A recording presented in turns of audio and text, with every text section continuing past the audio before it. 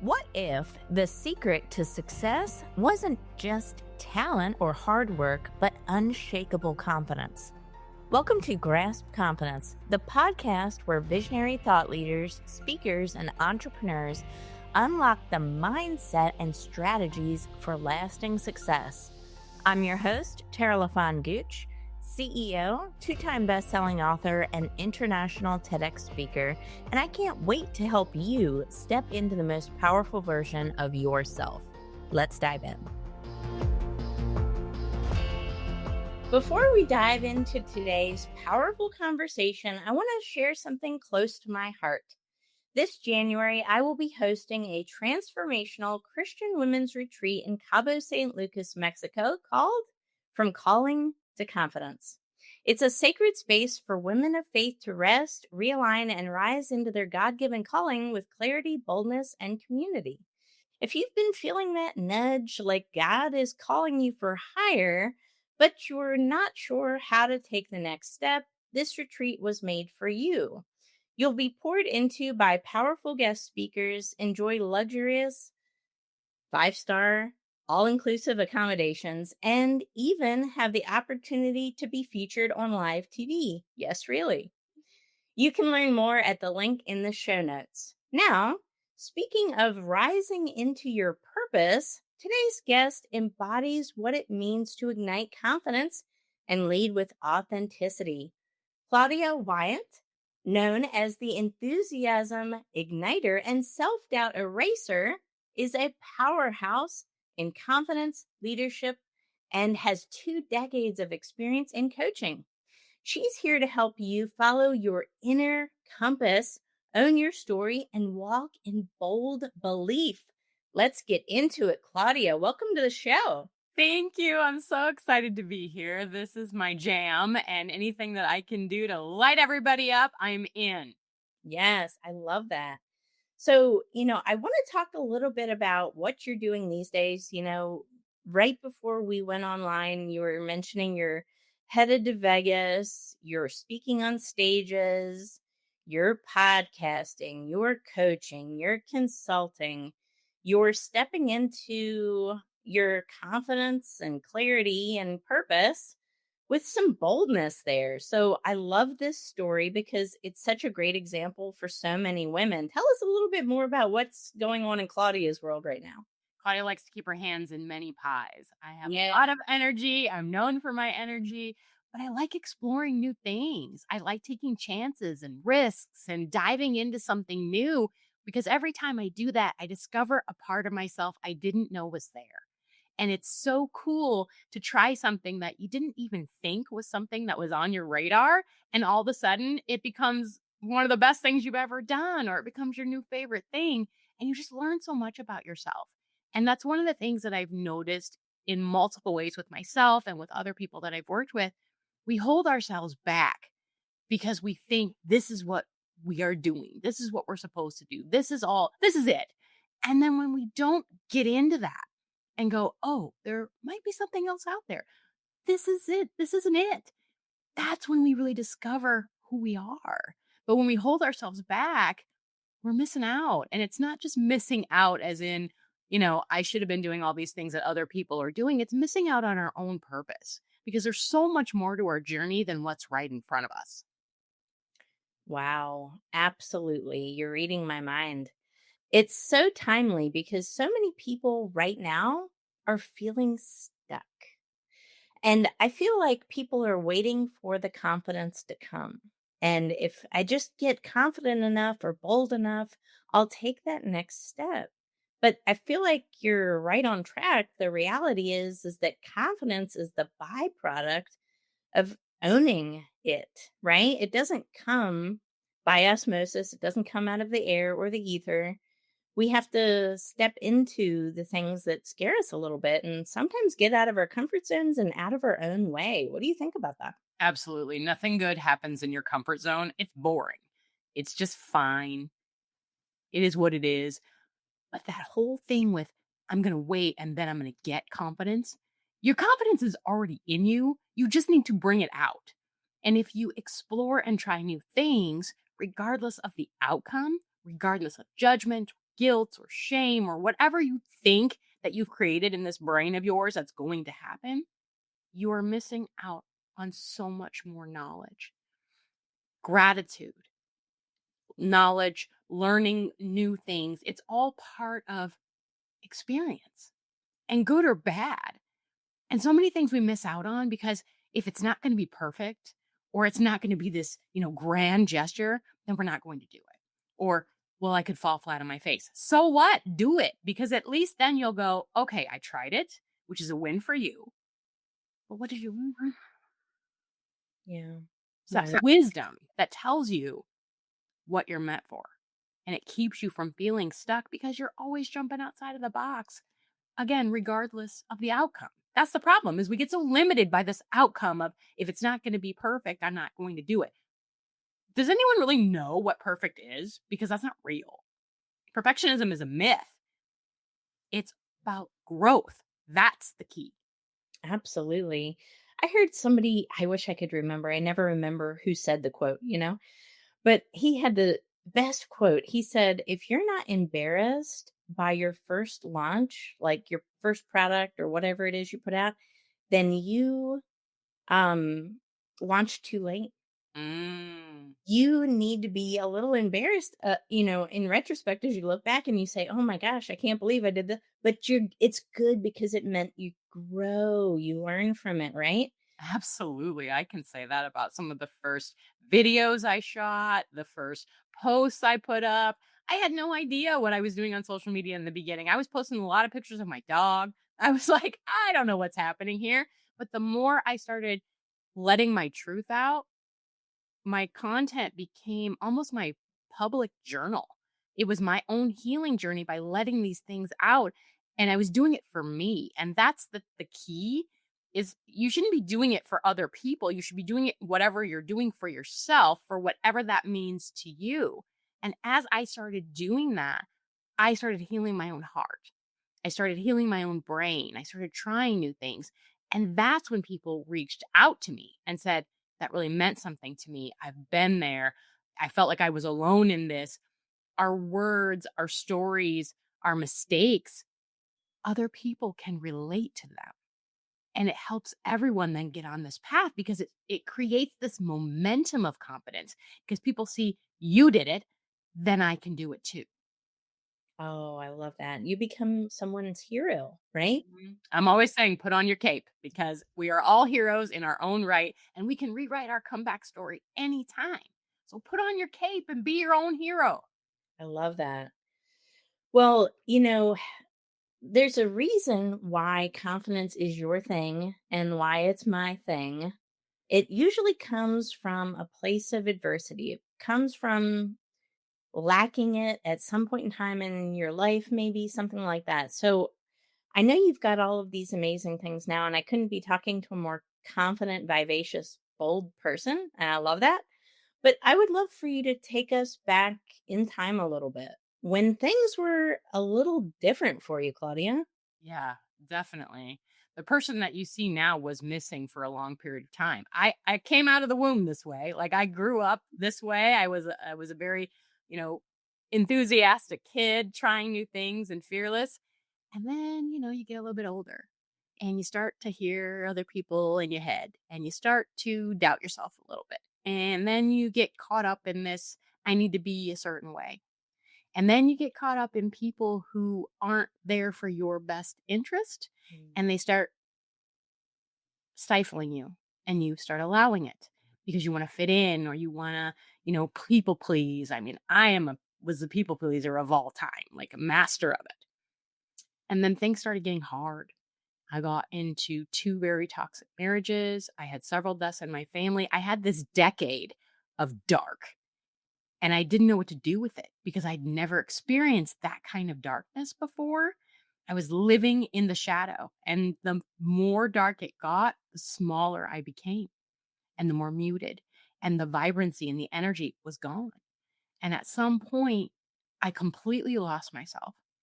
I would look in the mirror and go, who are you? What Mm. happened to you? You used to be fun. But I just didn't have enough energy to fight it. It was in there. I just couldn't bring it out. And the more I surrounded myself in these toxic situations, the smaller and smaller I got and the more withdrawn until I barely could get off the couch.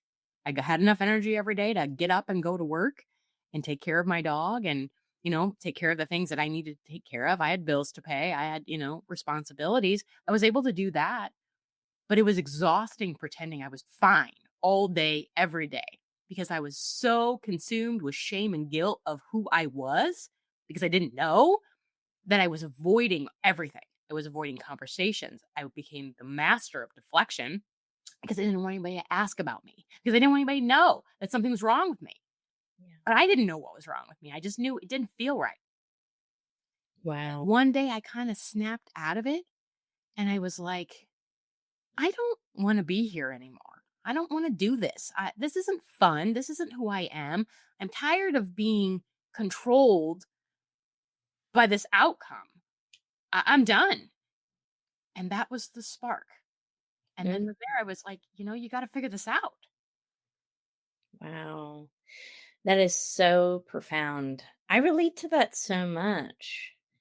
And, it's these external things in our lives, whether it's the people we hang around with, whether it's school, relationships, family, even that compress you, right? And they can take a really big person with a lot of energy and enthusiasm and confidence, and slowly over time, what we allow, right, in our lives, even if it's our own lack of boundaries, starts to diminish, right? Our potential. I know.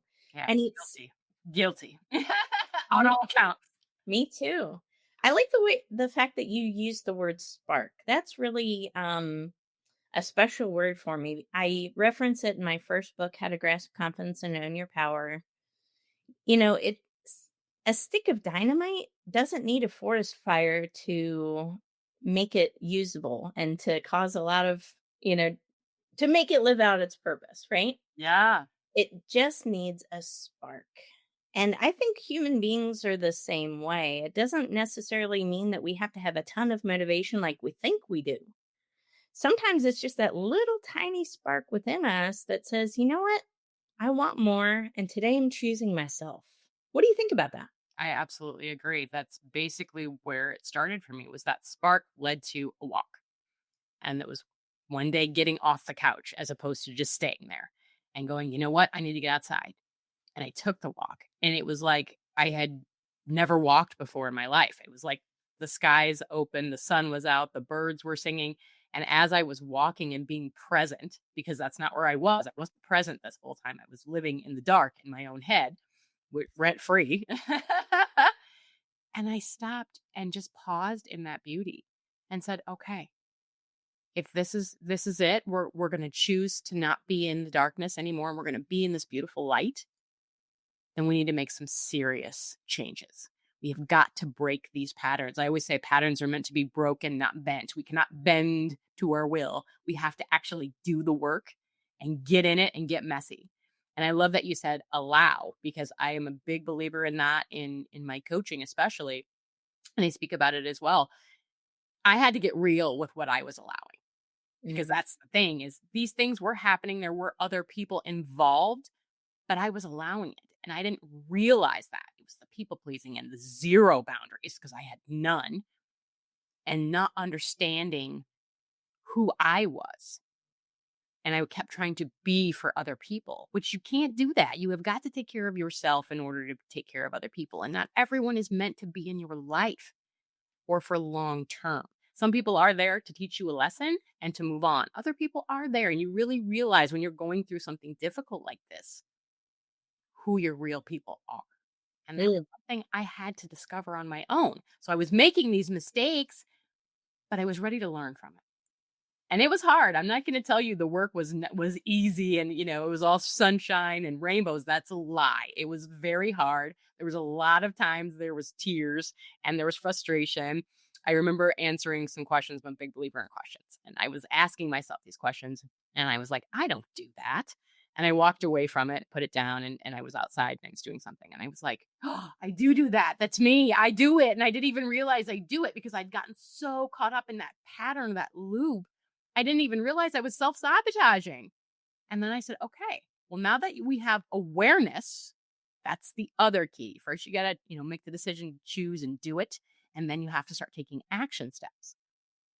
Then I had to go, okay, now we need to actually start fixing some of these things. But you can't fix things if you don't know what they are. That's right. Ooh, so much wisdom in that. And that's, action is essential for building confidence, right? But sometimes it's not the first step. Sometimes it's the ownership, the acknowledgement, the responsibility, right?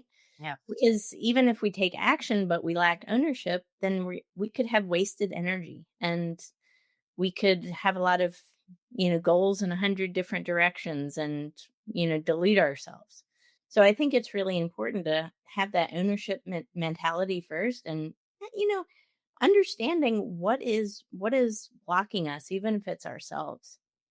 Boundaries are a huge thing. I used to be the same way as you. Extreme people pleaser, zero boundaries. Now I absolutely love boundaries. Boundaries are my favorite thing, right? And if somebody crosses your boundary, even if it's a client, right, which happens because we're coaches and consultants, you have to put up your boundaries. And nobody, here's the thing about boundaries, nobody respects your boundaries until you respect them first. You have to put up those boundaries. And let me tell you, it is so freeing when you do. Oh, am I preaching to the choir or what? Yeah. I've literally, once I realized that boundaries were something that were actually not only protecting me, but they were protecting other people, I was like, why didn't you have these before? Like, where didn't they exist? There's a funny story that I tell often when I'm talking because my mom and I was like, I was the one, like I'm the fixer in the family. And, everyone calls me to do the things because I can do the things. And that was something that was always getting in the way of me doing anything else. Because, if somebody said jump, I was right there. And how can I do it? And I remember one day I was knee deep in work. I had so many things going on, deadlines and projects. And my mom called and she said, can you come over and hang my curtains? And I froze because this is like in the beginning stages of me doing the work. And I was like, boundaries are just like in my head. And, it's the outcome. It's the fear of what I had already thought was going to happen if I said no. So I got the courage and the confidence and I stepped in and I said, I really don't have time for that right now. I'm in the middle of a few other things. I said, but if it's something that you need help with, I could schedule that for another time. I could help you with that later. And she stopped and she goes, that's okay. I'll ask somebody else. And I froze and I said, what?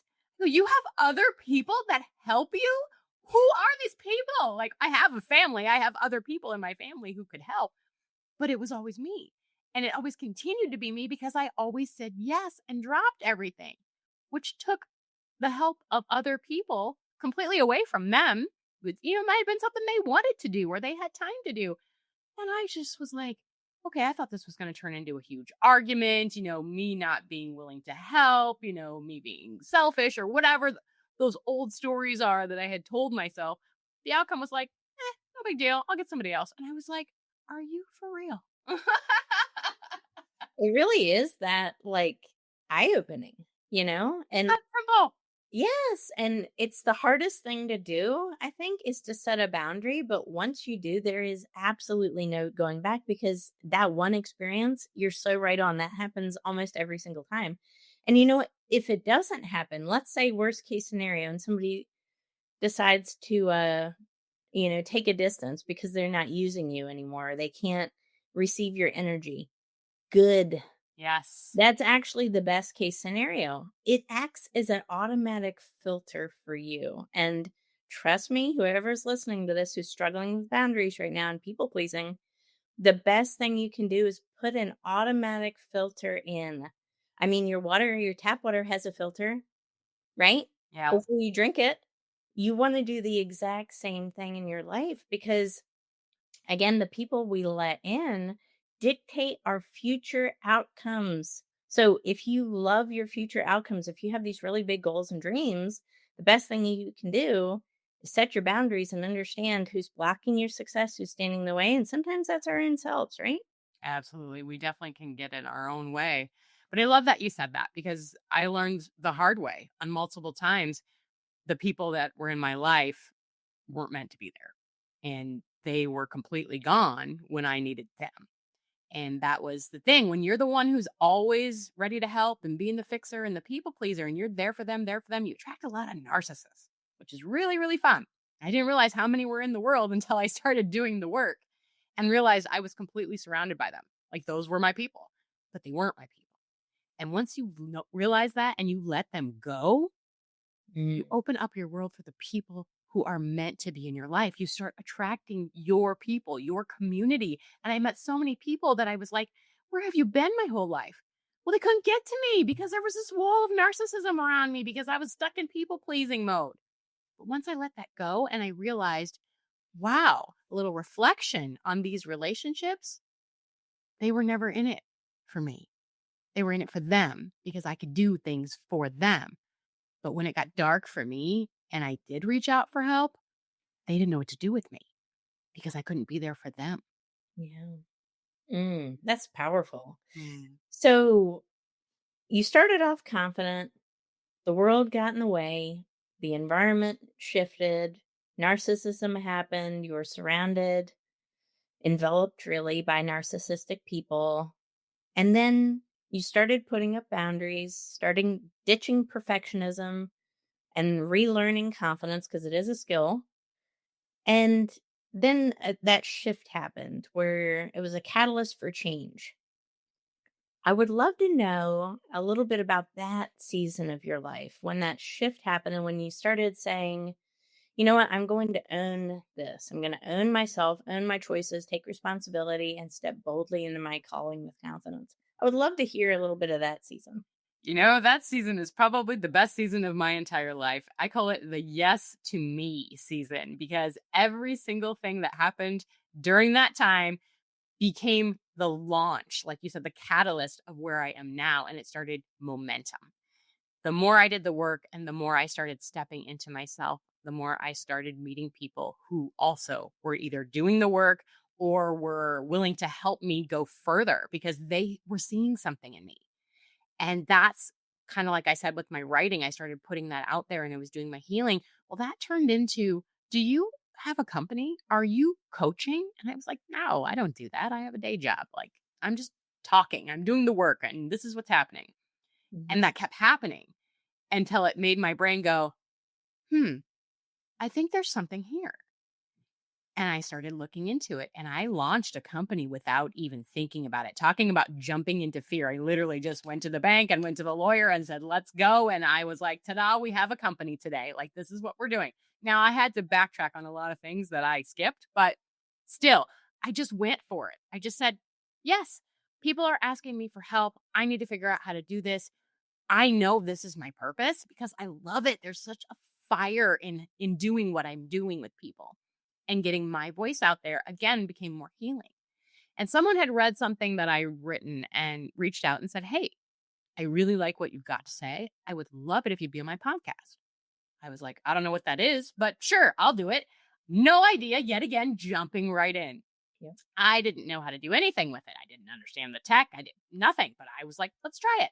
And I was on the show and I was having so much fun because clearly I'm a talker. And someone reached out in the audience and said, I love your energy. Would you do my show?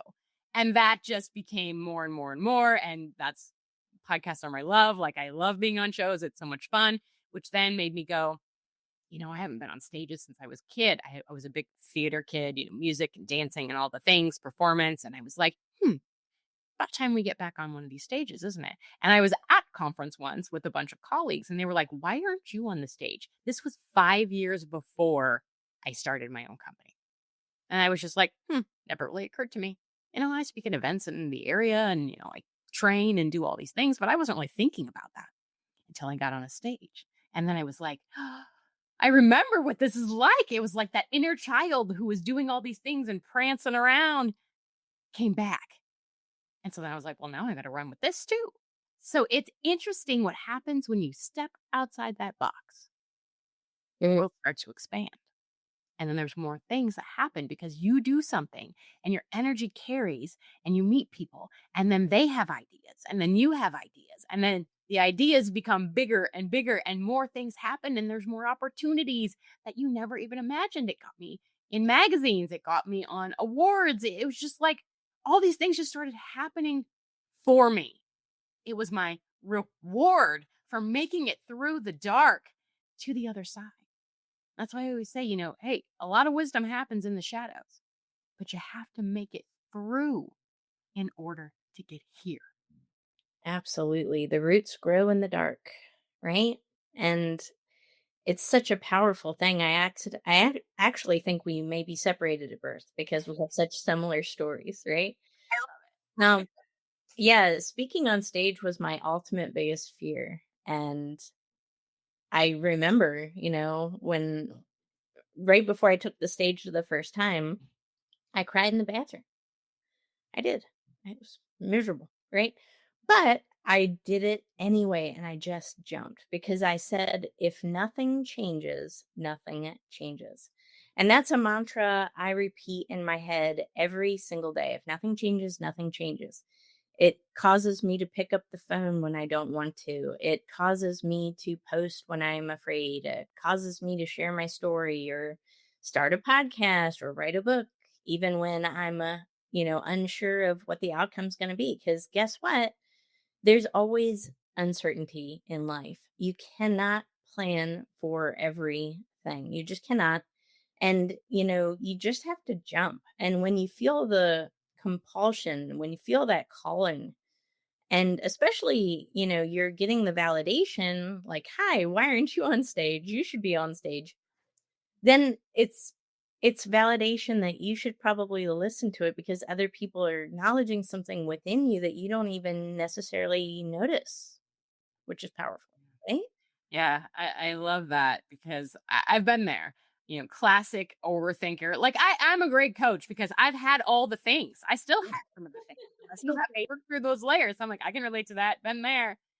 The first time that I got on stage, I was very excited and I was all fired up. And of course, there was things that I didn't anticipate being a problem. I just thought it was going to go exactly the way that I wanted it to go. I practiced, I was ready. I was like, okay, I had my, outfit on and my A game.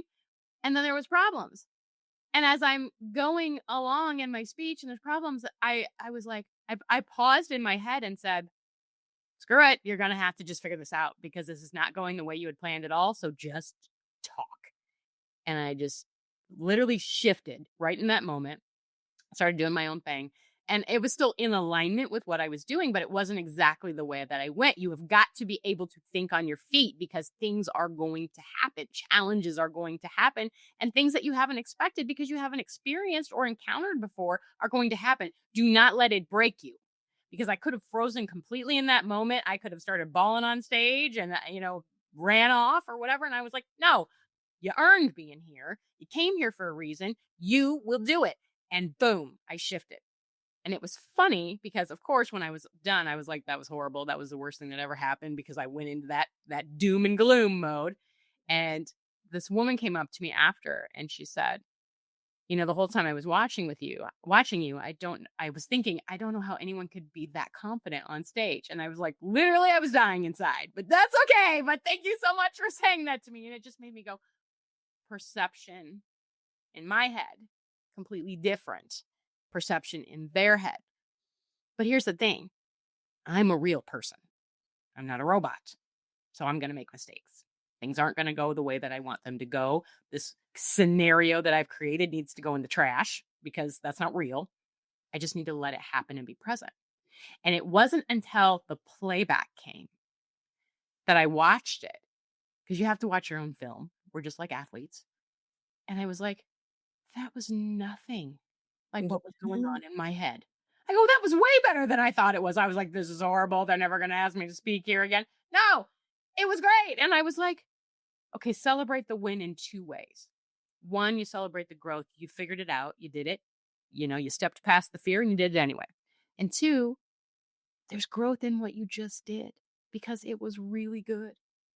Can you get better? Can you improve? Always. But don't let that take the win of doing it away from you, because regardless of the outcome, you did it. You did it. Absolutely. And regardless of what happens, it's something to be proud of. Anytime you step out in growth, right? It's an opportunity to discover something about yourself that you didn't know existed, that you weren't sure you were capable of. And, none of us are born knowing how to do things. It just is experience. And sometimes you don't know your calling until you try a lot of things and fail a couple of times. Podcasting is an example of that. Same with speaking for myself as well. This is something I started 2 years ago. And I thought, well, it'd be a great thing to start. Let's see how it goes. It quickly developed into a passion and a real sense of purpose. And the more people I interview, the more it reignites that spark within me, that fire of curiosity. And it helps me keep going and stay motivated, even though it's a lot of work, right? I treat my podcast like a business, as you should, just like you should treat your speaking career as a business. But the more you do it, the more you try, the more people you interview, the better you become over time. And eventually it's a work of art. I think, I think it was Leonardo da Vinci or Michelangelo. Somebody quote me. Again, I'm terrible referencing quotes and people. I just can't ever remember. But it was either Michelangelo or Leonardo da Vinci who said, if you knew how much work was put into it, you would never call it art. Yeah, I can relate to that. Wow. Beautiful. Wow. Think about that. You would never call it art. You would never call it genius because it's so much work and depth that goes into these things to really, again, step out of our comfort zones and to become that next best version of ourselves. But the good news is it's possible, right? Not Yes, living possible, proof right here. Living proof. living proof, right? Both of us. And it's so refreshing because I love these real, authentic conversations. Because so often, Claudia, we look at people who are really confident. And this is how I used to perceive confident people. I used to think that must be nice. I guess they were born with it. Maybe that's something that they are just lucky to have and I just don't have. But I think regardless of who we are, it only takes just that little spark. And then the spark becomes a wildfire if you nurture it over time with the right conditions, right? Yes, I actually have a quote that I wrote that says, all it takes is a spark for you to realize you are the flame. Because that's really what it comes from, is that inner you. And once that starts moving, it gets bolder and brighter and bigger. And then you realize it's you. Mm. It's you all along. All along. I love that. So powerful. Where can people find you online? Because I know people are going to want to check out Claudia. So, Please check it out. I love it. It's fantastic. My website's under claudiawyatt.com. I'm on LinkedIn under Claudia Wyatt and my Claudia Wyatt coaching as well. I have 2 different profiles there. Instagram, the Claudia Wyatt, and Facebook is Claudia Wyatt as well as the Claudia Wyatt coaching. So I'm all over the place. And yes, definitely come check me out. And if I can help in any way, please let me know. I love that. And hire Claudia to speak at your next event. Yes, I promise to bring the energy. What I do. I think it'd be fun if you and I did a speech together, but I don't know. Could the world contain us? I'm not sure. Might be a videographer's worst nightmare. I think it would be amazing, and I think we should do it. You put that out there now, so that's happening. We're doing it. I don't know what it is, but it's happening. I'm all for it. So that's great. But we could, break the internet. It could be possible. It could be possible. I love that.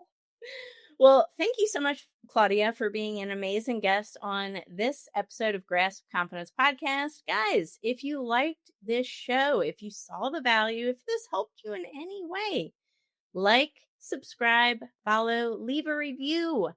I read each review personally and love them all so much. They mean so much to me.